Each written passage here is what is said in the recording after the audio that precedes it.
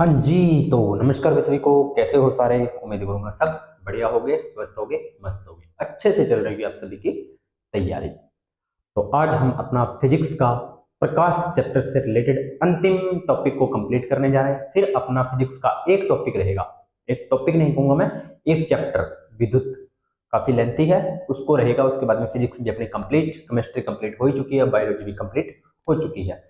साथ के साथ आपको एमसीक्यू की क्लासेस वन लाइनर की मैंने शुरू कर दी है, तो वो क्लासेस को भी आप अच्छा प्यार दीजिए बढ़िया तरीके से। चलिए टॉपिक शुरू करते हैं। आज फिजिक्स का एक नया टॉपिक है और प्रकाश से संबंधित है दूरबीन। सभी ने देखी है, कौन सी बीन? दूरबीन। दूरबीन सभी जानते हो इसके बारे में। क्या करता है ये दूरबीन? दूर की चीजों को पास लेकर आती है।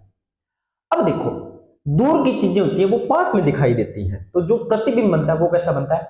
काल्पनिक बनता है ना। कैसा बनता है? काल्पनिक और वस्तु से बड़ा। एक बात आपको ये ध्यान रखें, दूरबीन में प्रतिबिंब हमेशा कैसा बनेगा? काल्पनिक बनेगा। और क्या बनेगा? वस्तु से बड़ा बनेगा। ये इसकी खास बात रहेगी। ठीक है, तो ज्यादा कंफ्यूज नहीं होना है, छोटी छोटी बातें हैं। स्लाइड मैंने काफी भरी हुई है क्योंकि कम समय है, ज्यादा मैटर मैंने आपको देना है। डिमांड भी आई है कि सर एमसीक्यू क्लासेस भी करवाइए। ठीक है, तो करते हैं शुरू। टॉपिक है दूरबीन। यह एक प्रकाशिक यंत्र है। प्रकाशिक यंत्र का मतलब क्या होता है प्यारे बच्चों? प्रकाशिक यंत्र का मतलब ये होता है कि ये प्रकाश से चलने वाला यंत्र है, यानी कि ये भी एक प्रकाश के जो सिद्धांत होते हैं, अपवर्तन, परावर्तन, प्रकीर्णन। तो प्रकाशिक यंत्र का मतलब वो होता है जो प्रकाश के नियमों पर आधारित होते हैं। ठीक है, तो वो होते हैं प्रकाशित यंत्र। तो दूरबीन भी क्या है? एक प्रकाशिक यंत्र है। यह आकाशीय पिंडों तथा बहुत अधिक दूरी पर स्थित वस्तुओं को स्पष्ट रूप से देख सकते हैं। मतलब कि दूरबीन का उपयोग आप कहां करते हो? आकाशीय पिंड। आकाशीय पिंड यानी कि वही तारे, ग्रह वगैरह वगैरह, उन चीजों को आप, या बहुत अधिक दूर रखी वस्तु, जो बहुत ही ज्यादा दूर रखी वस्तुएं हैं, उनको आप देखने के लिए दूरबीन का उपयोग करते हो। आप देख, अब दूरबीन नाम समझते ही आपको ये बात तो क्लियर है ही। ठीक है, कि दूरबीन क्या होता है। अब कैसे काम करती हैं और कितने प्रकार की होती हैं उस पर हम चर्चा करते हैं। साथ के साथ मैं मिटाता चलूंगा, स्क्रीनशॉट आप पहले ले लेना। ठीक है, क्लास मेरे स्लाइड के सामने आने से पहले आप स्क्रीनशॉट ले लेना। ठीक है, और सावधानी पूर्वक मैं इन चीजों को मिटा रहा हूं। और अभी अभी आपको स्क्रीनशॉट लेना हो तो आप अभी इसका स्क्रीनशॉट ले सकते हो। चलो ले लो स्क्रीनशॉट। चलिए, तो जो दूरबीन होती है वो होती है कितने प्रकार की? दो प्रकार की। एक तो होती है अपवर्तक दूरबीन। कौन सी? अपवर्तक, यानी कि जो अपवर्तन के नियमों पर आधारित होती है, अपवर्तक दूरबीन। और एक होती है परावर्तक। अपवर्तक दूरबीन और परावर्तक दूरबीन। अब जो अपवर्तक दूरबीन होती है उसमें काम आते हैं लेंस। क्या काम आते हैं? लेंस। सर लेंस क्यों काम आएंगे? क्योंकि आपको पता है लेंस में क्या होता है? प्रकाश का अपवर्तन होता है। लेंस में क्या होता है? प्रकाश का अपवर्तन होता है। परावर्तक, इसमें उपयोग होते हैं दर्पण। क्या होते हैं आपके? दर्पण। और दर्पण में क्या होता है? प्रकाश का परावर्तन। लो जी, हमारे सिलेबस में हम सिर्फ अपवर्तक के बारे में पढ़ेंगे। इसके बारे में? सिर्फ अपवर्तक के बारे में। परावर्तक हमारे सिलेबस में या हमारी बुक में नहीं है, तो हम इसको पहले स्किप कर देंगे। चलो इसको स्किप कर देते हैं और हम पढ़ते हैं इसके बारे में, अपवर्तक के बारे में। अब अपवर्तक दूरबीन है वो भी आगे तीन भागों में बटी हुई है: खगोलीय दूरबीन, पार्थिव दूरबीन और गैलीलियन दूरबीन। एक तो खगोलीय दूरबीन, एक पार्थिव दूरबीन और एक आपकी गैलीलियन दूरबीन।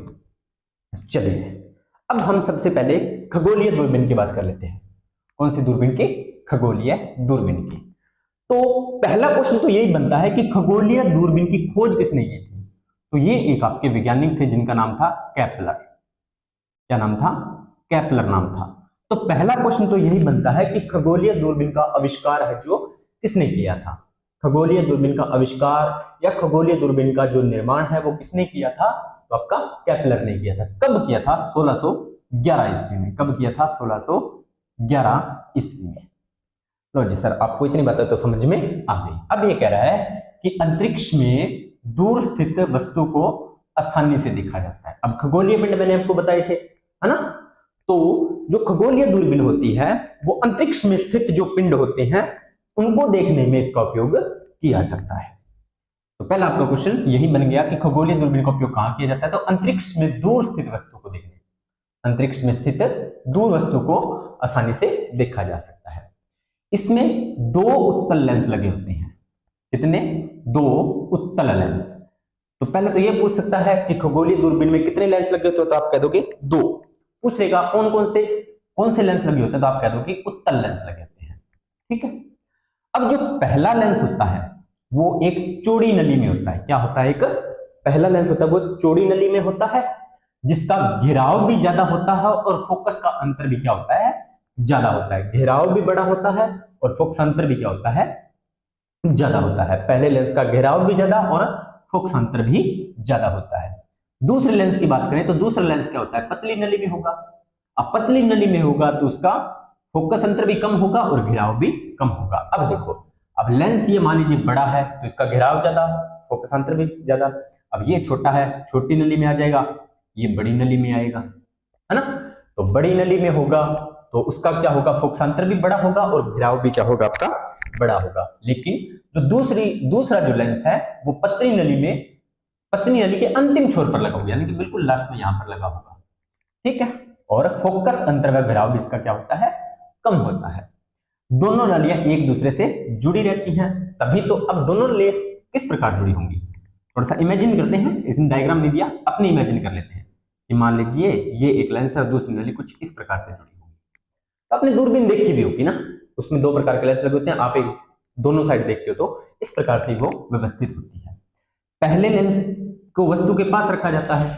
अब जो पहला लेंस है उसे कहां पे रखा? अब पहला लेंस यानी कि ये बड़ा लेंस, जिसका घेराव भी बड़ा, फोकसांतर भी बड़ा। तो पहला लेंस इसे रखा जाता है वस्तु के पास। कहां पर रखा जाता है? वस्तु के पास। अब जो लेंस वस्तु के पास रखा जाता है उसे क्या बोलते हैं? सर उसे तो अभिदृश्यक लेंस बोलते हैं। क्या बोलते हैं? अभिदृश्यक लेंस बोलते हैं।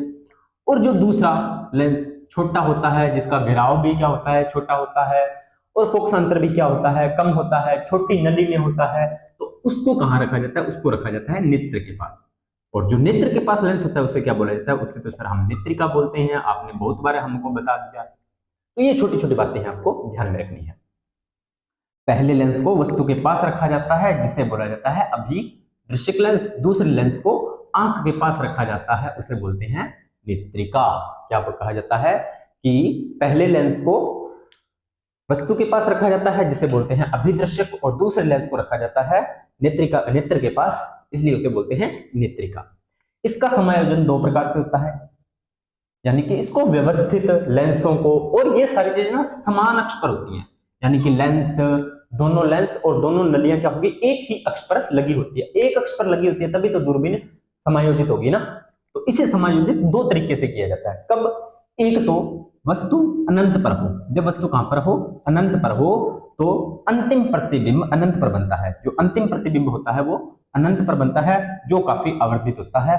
अनंत के लिए फोकस करते हैं, यानी कि हमें अगर अनंत पर प्रतिबिंब प्राप्त होता है तो उसे इस प्रकार से संयोजित किया जाता है। अगला है स्पष्ट दर्शन के लिए न्यूनतम दूरी के लिए। हमें किसी वस्तु को स्पष्ट देखना है और उसकी न्यूनतम दूरी कितनी होती है? 25 सेंटीमीटर होती है। ये भी सर हम आपने बता दिया था।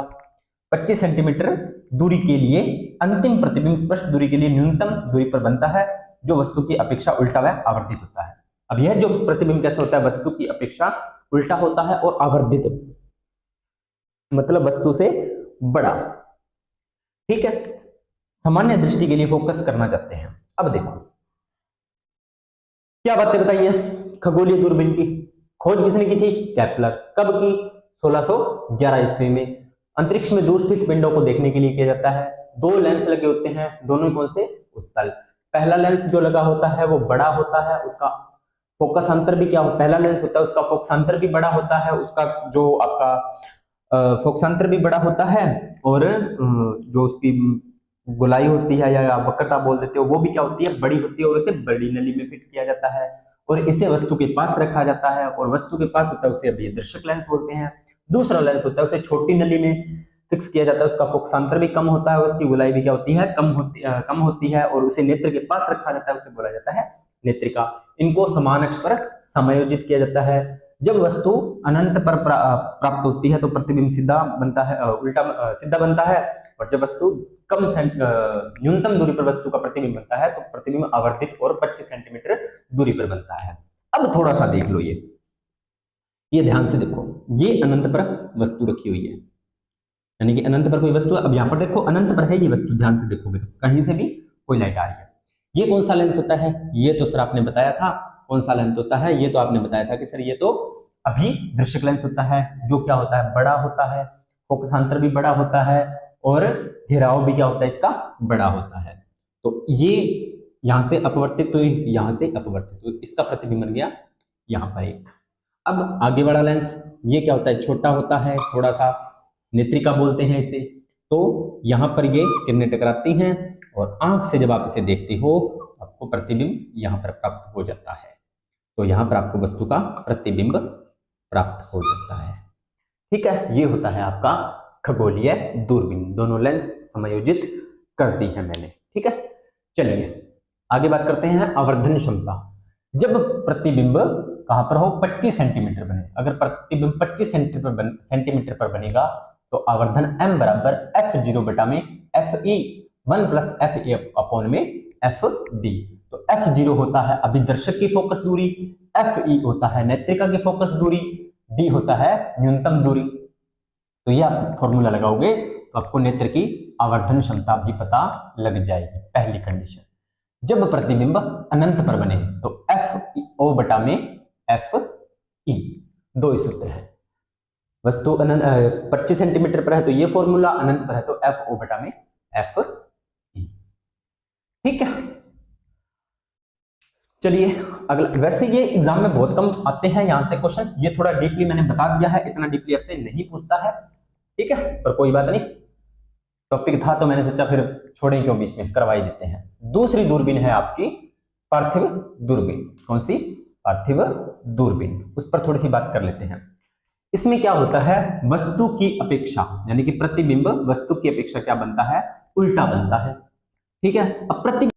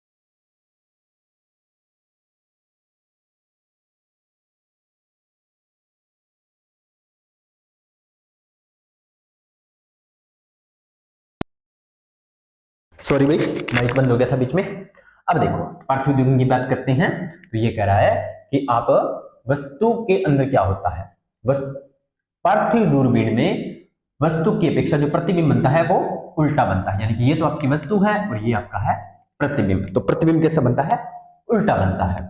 अब उल्टा प्रतिबिंब बनेगा तो देखने का कोई फायदा थोड़ी है, नहीं देख सकते।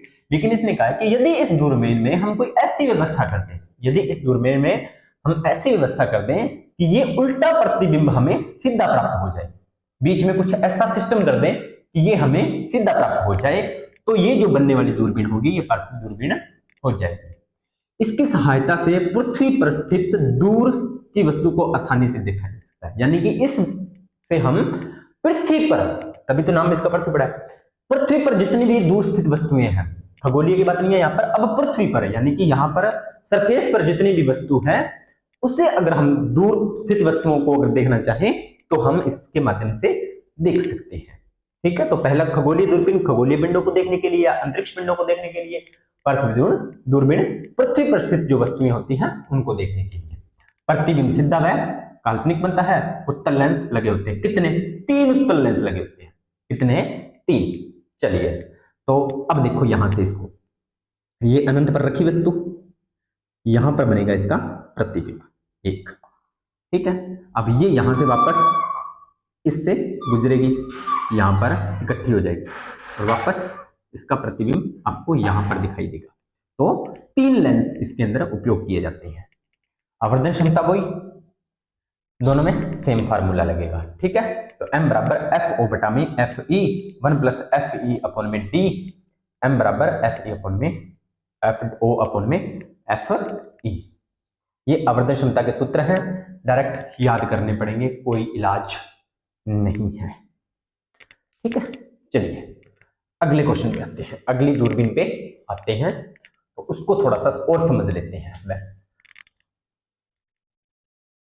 अगला है गैलीलियन द्वीप, नाम से पता लग रहा है, तो इसका आविष्कार है जो किसने किया था, वो किया था आपका गैलीलियो ने। किसने किया था? गैलीलियो ने। यहां से दूरबीन से अगर क्वेश्चन बनाता है ना, तो यही क्वेश्चन बनता है। अगर दूरबीन से क्वेश्चन बनाता है ना एग्जामिनर, तो यही क्वेश्चन बनाता है कि दूरबीन का आविष्कार या किसने किया था, तो गैलीलियो ने किया था, ठीक है। और मैं आपको एक और बात बता देता हूं इंपॉर्टेंट, विज्ञान के जनक भी, किसके? विज्ञान के जनक, साइंस के जनक भी गैलीलियो गैलीली को ही माना जाता है, या father of science Galileo Galilei. तो गैलीलियो ने दूरबीन की आविष्कार है वो कब किया था? 1609 ईस्वी में किया था। कब किया था? 1609 ईस्वी में किया था। प्रतिबिंब वस्तु की अपेक्षा सीधा बनता है। प्रतिबिंब क्या बनेगा? सीधा बनेगा। अभिदर्शक बड़ा फोकस अंतर बड़ा छोर होता है, उत्तल लेंस होता है, लेकिन नेत्रिका पर होता है वो छोटा फोकस अंतर होता है, पढ़ चुके हैं। छोटा घेरा भी होता है, लेकिन जो लेंस लगाते हैं वो लगाते हैं अवतल। ये इसकी खास बात है कि गैलीलियन दूरबीन में कौन कौन से लेंस लगे होते हैं, तो आप कह दो कि दोनों ही लगे होते हैं, एक उत्तल लेंस और एक अवतल लेंस लगा होता है।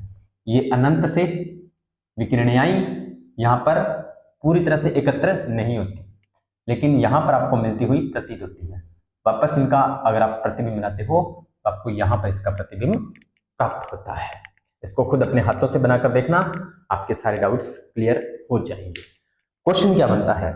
दूरबीन से क्वेश्चन अगर पूछे तो क्या बनता है कि दूरबीन दूर की वस्तु, मैं दूरबीन को फटाफट जहां से मुझे लगता है कि क्वेश्चन आ सकते हैं वो फटाफट मैं आपको रिवाइज करवाता हूं। दूरबीन क्या होती है? तो दूरबीन आकाशीय पिंडों या खगोलीय पिंडों को देखने के लिए काम आती है। यह एक प्रकाशिक यंत्र है। 2 प्रकार की होती है, अपवर्तक दूरबीन और एक परावर्तक दूरबीन। अपवर्तक दूरबीन में लेंस का उपयोग किया जाता है, परावर्तक दूरबीन में दर्पण का उपयोग किया जाता है। इतनी बातें क्लियर। फिर अपवर्तक दूरबीन 3 प्रकार की होती है, खगोलीय दूरबीन, पार्थिव दूरबीन और गैलीलियन दूरबीन। खगोलीय दूरबीन की खोज केपलर ने की थी 1611 ईस्वी में, और उसके बाद में आपका जो पार्थिव खगोलीय दूरबीन है वो खगोलीय पिंडों या अंतरिक्ष में स्थित पिंडों को देखने के लिए उपयोग किया जाता है। पार्थिव दूरबीन का उपयोग होता है वो पृथ्वी पर स्थित वस्तुओं को देखने के लिए किया जाता है। और गैलीलियन दूरबीन की खोज है वो गैलीलियो गैलीली ने की थी, और इसी के साथ साथ 1609 ईस्वी में उन्होंने खोज की थी, और गैलीलियो को साइंस के जनक कहा जाता है। गैलीलियो ने ही जो दूरबीन बनाई थी उसमें उन्होंने दोनों लेंस का उपयोग किया था, एक उत्तल लेंस और एक अवतल लेंस। यहां पर अपना प्रकाश का चैप्टर पूरा कंप्लीट। क्या क्या चीजें पढ़ी हमने? प्रकाश पढ़ा, प्रकाश की परिघटनाएं पढ़ी, फिर सूर्य ग्रहण चंद्र ग्रहण पढ़ा, फिर उसके बाद में हमने लेंस को संपूर्ण तरीके से पढ़ा, दूरबीन को पढ़ा, दर्पण को पढ़ा, दर्पण के बाद में हमने फिर सरल सूक्ष्मदर्शी को पढ़ा, फिर हमने संयुक्त सूक्ष्मदर्शी को पढ़ा, फिर हमने आज दूरबीन को भी कंप्लीट कर लिया।